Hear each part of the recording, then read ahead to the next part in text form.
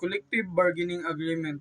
The collective bargaining agreement is a contract executed upon request of either the employer or the exclusive bargaining representative.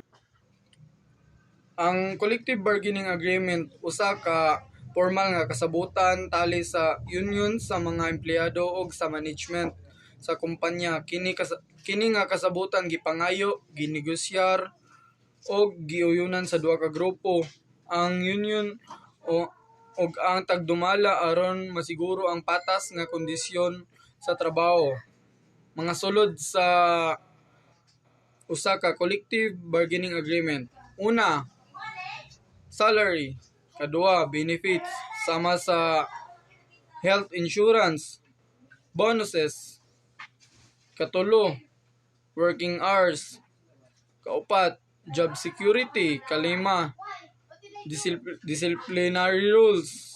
Procedure in collective bargaining. The following procedure must be observed in collective bargaining. RA 6175, 1989, Section 20. Number 1. When a party desires to negotiate an agreement, should differences arise on the basis of such notice and reply during the conciliation proceeding in the board. And last, the board shall exert all efforts to settle disputes. Kung dili magkasinabot pinagi sa sinulat nga komunikasyon, ang sunod nga lakang mao ang direktang paghisgot pinagi sa kumpirmasyon aron sulbaron ang mga isyu.